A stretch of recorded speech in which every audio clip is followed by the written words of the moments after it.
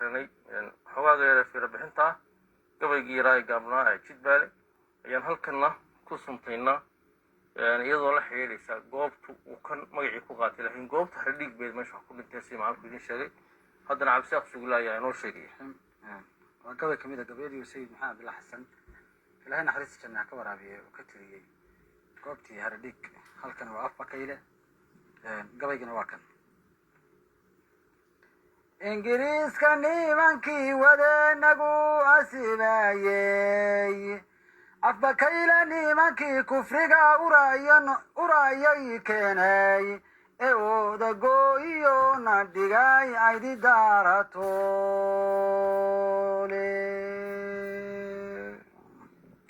نيمانكي إخوانكي تريا بقا ولايي رقا أهل خيركا ورمها كلا أجو وايي إيو مال دراديس قلدقا إيغو أفوفا دولكو كالا حريفساني بولها حرقاقا إيو حرحر إيو بوعامي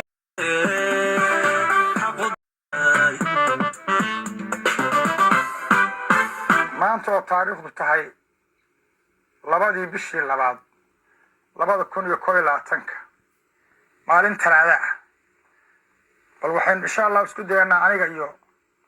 koox taariikhyahana ah iyo wariyayaal bal inaan idin soo gudbino dhig waa laga maqlaaye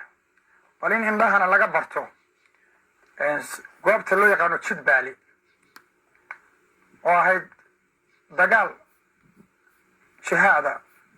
oo dadkii Soomaalida ah ee dawladda Ingiriiska ay dulmiga ku waday iyo gumaysiga dadkii ka dhidhiyay hogaamiyada Sayid Maxamed Cabdulla Xasan iyo intii la socotay culimo iyo odayaal iyo ismo wixii la socday ay dagaal ku wajaheen 100 sano ka hor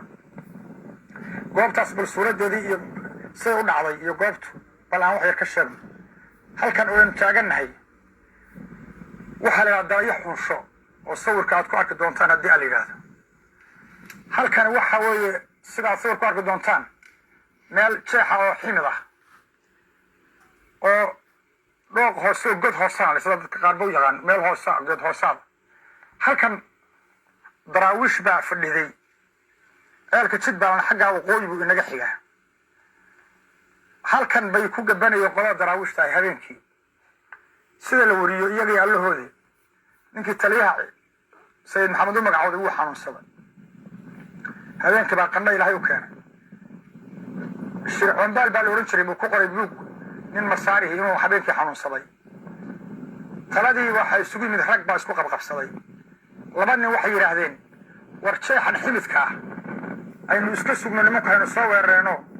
inagu yeelan banaanka ugu bixin banaan laba nin saas isku raacday laba nin oo kale waxay tiri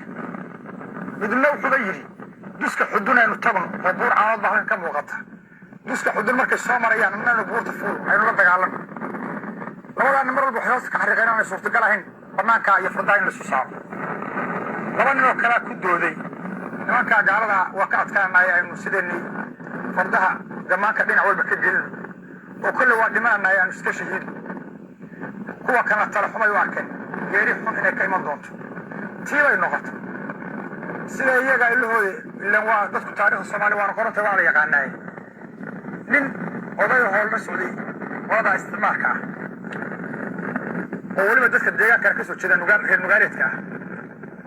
oo colaaduhu qaab qabiil iyo waxyaalo badan baa wax qarniya wuxuu jiray maanta ma jiraan xarakada darawshada qof bas la musiga diirji qaar waa ka gardaraya qaar wadaadka inta gabdha siiyaan bay xumeeyeen qaar bas iska ahay dadku asbaab badan bas kici in asbaabaha oo mid kamid ah isagu u tafsiirinayay wala gaalada ula socday baa wuxuu ku yiri saar darawush anaga naqaana ximidkaasay ku gabanayaan hoose haddii dhowr nin loo diro oo ay xabadeeyaan waa soo baxayaan ximidka waa ka soo baxayaan iyagoo la gaala urtay kadibna banaanka iyo mishigaankaas uu isla helina warkiisii uu gaalku qaatay afar nin oo fardoolayo gaalaha buu u soo diray gaala raacyadii iyo gaaladii nimankaas aroortii hore xabadeeyeen nimanka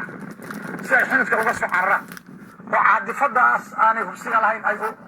banaanka iyo mishigaanka isugu baxaan waxa badeeya kadibna ila qoshayna waa carareen daraawishi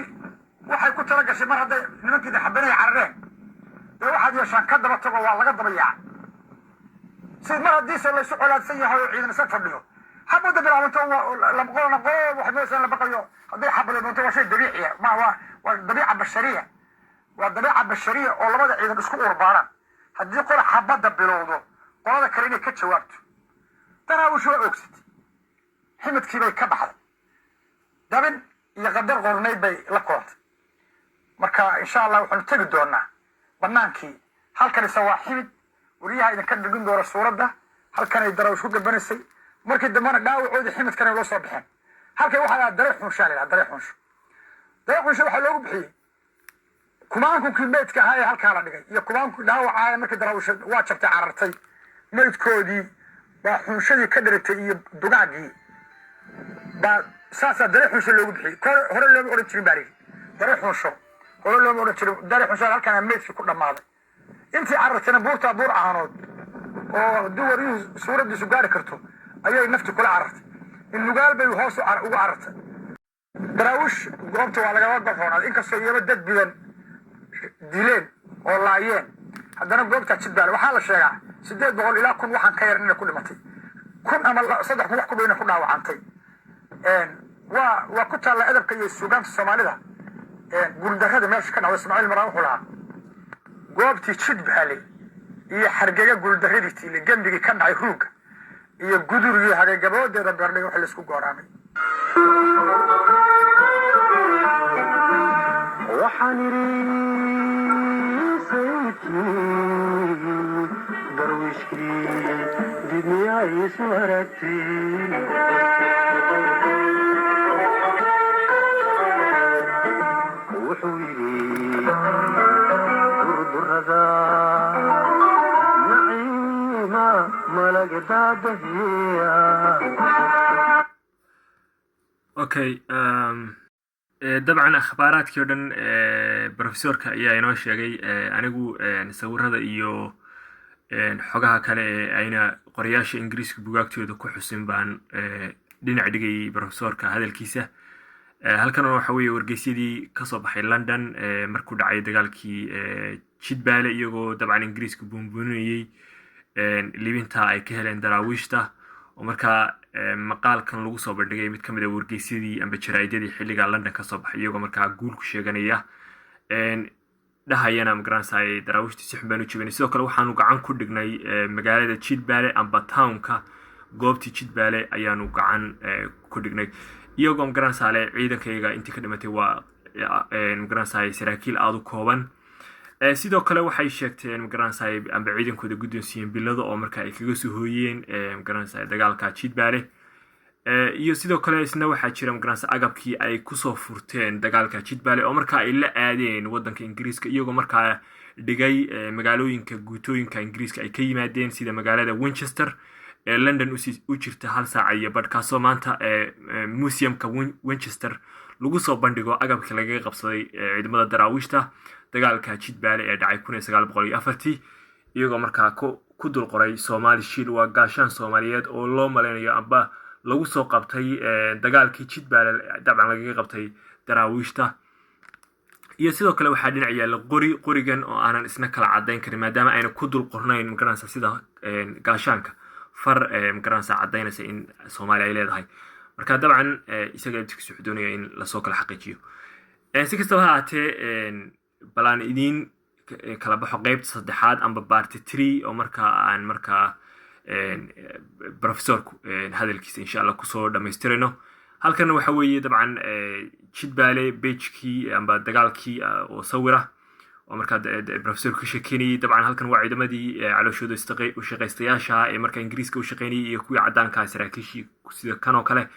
halkan waxa weeye aanan kala cadeyn karin waxaan filayaa oo meetidii amba waxa loo yaqaan shuhaadadii daraawiishta iyadoo aanan kala cadeyn karin maadaama sawirka aad u yaryahay inay daraawiishtaas shuhaadadii yihiin iyo in rag